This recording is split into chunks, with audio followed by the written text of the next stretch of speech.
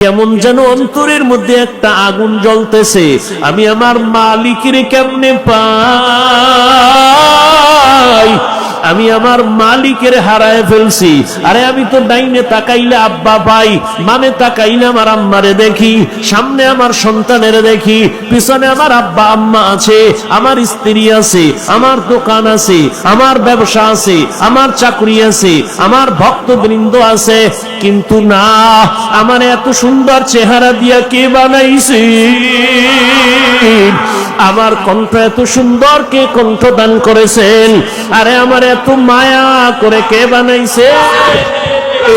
আল্লাহ পাক রব্বুল আলামিন আমারে এত সুন্দর করে বানাইলেন, ওই মালিকের এখনো চিনলাম না। ওই মানুষগুলো আল্লাহর মহব্বত নিয়ে কান্না করে, দিলের মধ্যে একটা তামান্না নিয়ে আসে। ও আল্লাহর বান্দা, তাদের দিলের মধ্যে আগুন জ্বলতেছে। ও আল্লাহ মনে মনে বলে, হে মালিক, আমি টাকা পাইলাম, বাড়ি পাইলাম, গাড়ি পাইলাম, মা পাইলাম, বাবা পাইলাম। ও আল্লাহ, আমি এত কিছু পাইয়াও খুশি না। আসলে আমি আসল জিনিস পাই নাই। আসলে আমি তো তালাশ করি আমার মালিক। আমি যদি আমার মালিকের না পাই, আমার দুনিয়াও বরবাদ, আমার আখিরাতও বরবাদ। ওই বান্দা আমার মালিকের মায়া নিয়ে বসে আছে। আল্লাহর আশেক বান্দারা পাগলের মতো চিন্তা করে, আমার মালিকের কোথায় পাবো, মালিকের সঙ্গে কখন আমার মোলাকাত হবে। ওই বান্দা কথার ফাঁকে ফাঁকে একটা নিঃশ্বাস ছাড়ে, আহ আহ আহ বলে একটা নিঃশ্বাস ছাড়ে।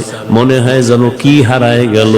ওরে বান্দা, তুমি টাকার পিছনে দৌড়াও, বাড়ির পিছনে দৌড়াও, গাড়ির পিছনে দৌড়াও, নারীর পিছনে দৌড়াও, আর যেন আমার মাওলার খাঁটি আশিক, ওই বান্দার অন্তরে এই মুহূর্তে বাড়ির চিন্তা নাই, গাড়ির চিন্তা নাই, ছেলের চিন্তা নাই, কোনো চিন্তা নাই। অন্তরের মধ্যে শুধু এখন একটাই চিন্তা, আমি আমার মালিকের পাইলাম কিনা, আমি আমার আল্লাহর মোহাব্বত অন্তরে জমা করে নিতে পারলাম কিনা, আমি আমার মাওলাকে নিয়ে আমার আদালতে যাইতে পারবো কিনা, আমি আমার মালিকের কই পাই। আল্লাহর যারা খাঁটি আশেক, ওরা শুধু চিল্লায় আর কাঁদে, আর আমার মাওলারে তালাশ করে।